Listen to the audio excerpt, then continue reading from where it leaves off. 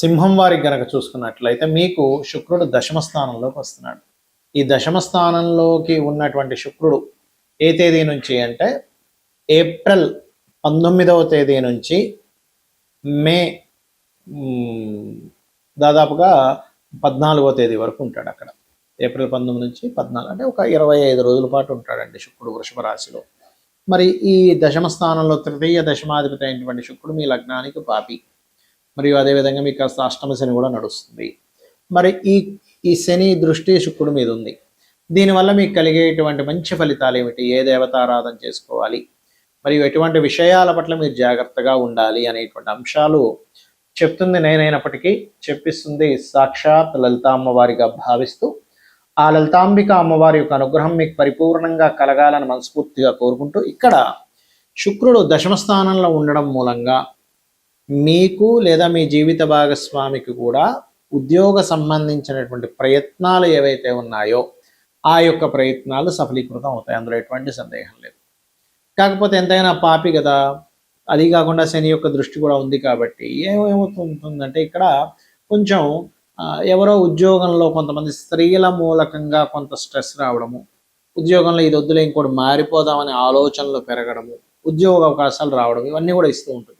కాకపోతే ఎంతైనా అష్టమ శని నడుస్తుంది కాబట్టి కొన్ని నిందలు పడ్డం ఇవి కూడా ఇస్తూ ఉంటుంది. కాబట్టి మీరు ఏం చేయండి అంటే నవగ్రహాల్లో ప్రత్యేకంగా శని కుజ గ్రహాల దగ్గర దీపారాధన చేయండి ప్రధానంగా. అదేవిధంగా మీకు దగ్గరలో గోశాలలు ఉన్నట్లయితే గోశాలకు వెళ్ళి అక్కడ మీరు ఈ యొక్క బెల్లము, అదేవిధంగా క్యారెట్స్, బీట్రూట్స్ లాంటివి గోవులకు పెట్టండి. పెడుతూ ఓం మాణిక్య మకుటాకార జానుద్వయ విరాజితాయ నమః మంత్రం ఒకటి, రెండవది ఓం అనాకలిత సాదృశ్య చుబుకశ్రీ విరాజితాయే నమః అనే మంత్రం చేయండి. ఖచ్చితంగా మీకు బాగుంటుంది. కాకపోతే ఇక్కడ ఏంటంటే కొంచెం మీరు ఏదైతే జాబ్లో ఉంటారో అక్కడ స్త్రీలతో ఏదైనా అనవసరమైన ఘర్షణలు వస్తాయి, లేకపోతే ఒక్కోసారి తొందరపడి ఏదైనా ఇన్వెస్ట్మెంట్ చేస్తున్నానా, తొందరపడి ఏదైనా బిజినెస్ లైన్లోకి వెళ్తున్నానా అనేటువంటిది కూడా కాస్త చూసుకోండి. అయితే మీ యొక్క జాతక చక్రంలో గనక శుక్రుడు ఏ స్థానాల్లో ఉంటే ఏ ఫలితాలు ఇస్తాడో చెప్పుకుందాం. అయితే ఇక్కడ మీరు అర్థం చేసుకోవాల్సింది 2 వర్గాలు ఉంటాయండి ఎప్పుడు కూడా. ఏమిటది అంటే ఒకటి గురువర్గము, శని వర్గము. మనం ముందుగా తెలుసుకోవాల్సింది ఏంటంటే గురువర్గ లగ్నాలు ఏంటి, శనివర్గ లగ్నాలు ఏంటి. ఏమిటి ఆ లగ్నాలు? మేషము, కర్కాటకము, సింహము, వృశ్చికము, ధనస్సు, మీనము. ఇవి గురువర్గ లగ్నాలు అంటారు. మరి శనివర్గ లగ్నాలు ఏమిటండి అంటే వృషభము, మిథునము, కన్య, తుల, మకర, కుంభరాశులు శనివర్గ లగ్నాలు అవుతాయి. మరి ఈ యొక్క వర్గ లగ్నాలకి శుక్రుడు కొన్నిటికేమో శుభుడు, కొన్నిటికి పాప అవుతాడు. ఎవరెవరికి శనివర్గ లగ్నాలకి శుభుడు అవుతాడు? ఎందుకు అంటే లగ్న షష్టమాధిపతి శుక్రుడు వృషభ లగ్నానికి అయితే, మిథునానికి పంచమాధిపతి. ఎలా అయితే మనం సర్వే త్రికోణనేతారో గ్రహ శుభఫల ప్రదాహన పరాశ్రమాస్ చెప్పారుగా, కాబట్టి ఆ రకంగా శుభుడు అవుతాడు పంచమ వ్యయాధిపతి అయినప్పటికీ. వ్యయాధిపతి వచ్చినప్పటికీ పంచమాధిపత్యం వచ్చింది కాబట్టి సింగిల్ ప్లానెట్. అలాగే ఈ యొక్క కన్యా లగ్నానికి ధనాధిపతి, తులా లగ్నానికి లగ్నాధిపతి, మకర లగ్నానికి పంచమ దశమాధిపతి రాజ్యోగకారకుడు, కుంభానికి కూడా చతుర్థ భాగ్యాధిపతి రాజ్యోగకారకుడు. మరి మిగతా లగ్నాలకి శుభుడు అవ్వడు. మరి శుభుడు అవ్వనంత మాత్రం చేత మరి శుక్రుడు డబ్బులు ఇవ్వడా? ఎందుకంటే శుక్రుడు ధనాన్నిచ్చే కారకుడు కదా. మరి ధనం ఇవ్వకుండా ఉండిపోతాడంటే అలా ఏమి ఉండదండి. ఒక్కొక్కసారి గ్రహం ఎలా ఉంటుందంటే మీ జన్మజాతకంలో ముఖ్యంగా మీరు చూసుకోవాల్సింది శుక్ర బలము బాగుంటే మీకు కలిగే ఫలితాలు ఏమిటంటే ఒకటి లిక్విడ్ క్యాష్, కాస్త చేతిలో డబ్బులు కనపడడం, వాహనం ఉండడం, గృహం ఉండడం, మరియు అదేవిధంగా చక్కటి భార్య. ముఖ్యంగా ఎందుకంటే మనకి అన్నిటికంటే గొప్ప యోగం చక్కటి జీవిత భాగస్వామి రావడం, వివాహ జీవితంలో ఎక్కడా ఇబ్బందులు లేకుండా ఉండడం అనేటువంటిది శుక్రుడు బాగుంటే జరుగుతాయి. అయితే ఇందులో ప్రధానంగా ధనుర్లగ్నం వాళ్ళకి మాత్రం శుక్రుడు 6వ అధిపతి అవుతాడు, 6-11 అధిపతి అవుతాడు. ఇప్పుడు ఇంకొంచెం ఎక్కువ బాధిస్తుంటాడు, ఎందుకంటే సప్తమాధిపతి బాధకుడు. దాంతోపాటు ఈ శుక్రుడు కూడా కొంచెం 6-11 ఆధిపత్యం కాబట్టి. అయితే ఇక్కడ మీకు లగ్నంలో ఉన్నాడు అనుకోండి, అది ఏ లగ్నమైనా. అయితే ఇక్కడ ఏ లగ్నమైనా అనే దానికి ఒక రిజల్ట్ ఉంటుంది, మీ లగ్నానికి శుభుడైతే ఒక రిజల్ట్ ఉంటుంది, గుర్తుపెట్టుకోండి. పాప అయితే ఏంటంటే అక్కడ శుక్ర సంబంధంగానే ఇబ్బందులు వస్తాయి, గుర్తుపెట్టుకోండి లగ్నంలో ఉంటే. మనం ఏ లగ్నాలకని చెప్పుకున్నాం? పాపులు, మేషము, కర్కాటకము, సింహము, వృశ్చికము, ధనస్సు, మీనం అనుకున్నాం కదా. అక్కడ ఉండి మరీ పాడయ్యాడు అనుకోండి, ఇంకా అంటే స్త్రీల మూలంగానే, సుఖాల మూలంగానే ఓవర్ సుఖం ఓవర్, దీనివల్ల ఇబ్బందులు పడుతూ ఉంటాడు. అలా కాకుండా శుభుడు అనుకోండి, కలలు ఇస్తాడు, ఆధ్యాత్మిక చింత అంటే అమ్మవారి ఉపాసన ఇస్తాడు అక్కడ. మరియు అదేవిధంగా ఫైనాన్షియల్గా మంచి ఆకర్షణమైనటువంటి రూపాన్ని ఇస్తాడు, చూడగానే అట్రాక్ట్ అయిపోయేలాంటి రూపాన్ని ఇస్తాడు అన్నమాట శుక్రుడు. అలా అంటే లగ్న సంబంధం కలిగింది, అంటే జీవుడికి సంబంధం కలిగింది కాబట్టి.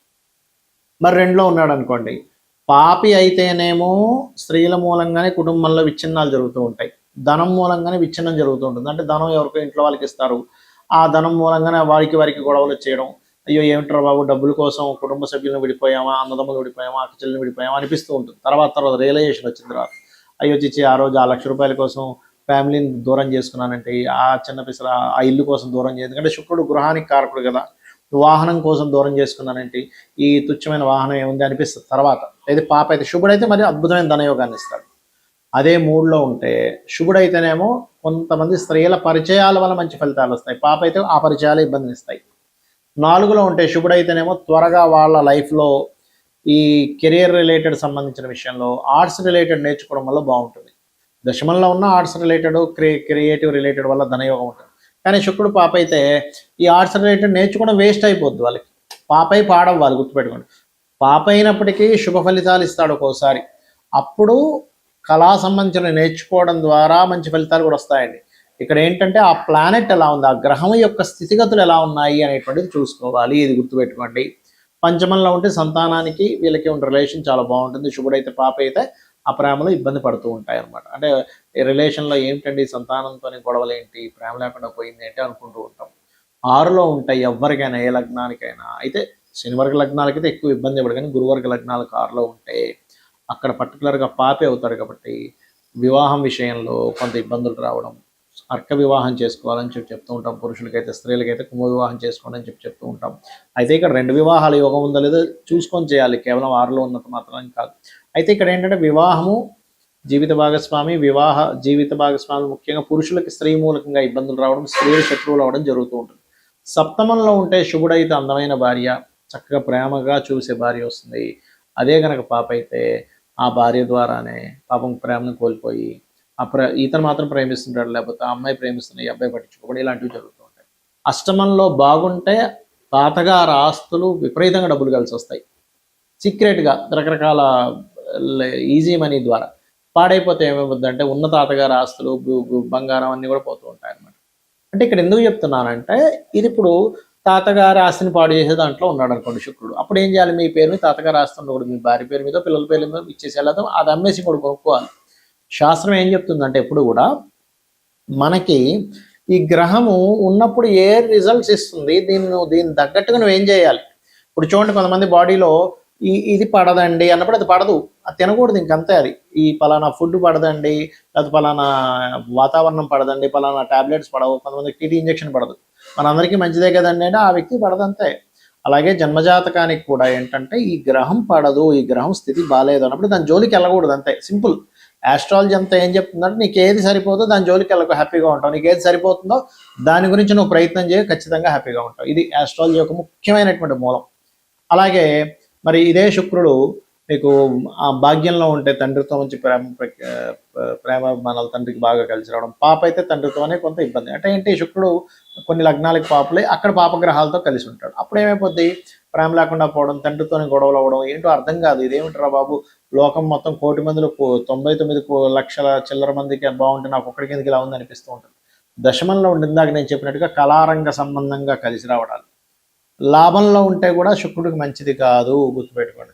కాకపోతే ఫ్యాషన్ రిలేటెడ్ బిజినెస్ల ద్వారా కలిసి వస్తుందేమో. జీవిత భాగస్వామితో సెక్సువల్ రిలేటెడ్ సంబంధించిన విషయాలు పొటెన్షి తగ్గుతుంది లాభంలో ఉంటే, గుర్తుపెట్టుకోండి. ఎందుకంటే సెక్స్ వీటికి కారకుడు శుక్రుడు, సెక్సువల్ పొటెన్షియల్ కారకుడు. ఆయన లాభంలో పడిపోతే ఏమైపోతుందంటే, వ్యయంలో ఉంటేనేమో చాలా మంచిది శుక్రుడికి, కానీ లాభంలో ఉండకూడదు. బట్ కొన్ని బిజినెస్లకి చాలా మంచిది, కానీ ఈ మ్యారిటల్ లైఫ్ సంబంధించిన విషయాలకి పనికిరాదు 11లో ఉండడం. ఇక ఇప్పుడు మీరు అనిపించవచ్చు, ఏమని మరి 11లో ఉన్న వాళ్ళందరికీ ఇంకా ఇదైపోతుందా అంటే, ఒక్కొక్కసారి ఏమో దశ రాదు వాళ్ళకి, ఎప్పుడో ముసలి ఏజ్ అప్పుడు ఒక 60-70 ఏళ్ళు ఇప్పుడు వస్తుంది. అప్పుడు లాభంలో ఉంటే ఏముంది, అప్పుడు ప్రత్యేకంగా అతనేమి ఆయన నిరూపించుకోవాల్సింది, పిల్లల్ని కనాల్సిన అవసరం లేదు కదా అక్కడ, కాబట్టి అక్కడ ఇబ్బంది ఏమి ఉండదు. దశ ఎప్పుడు వస్తుందో కూడా చూసుకోవాలి ఇప్పుడు కూడా.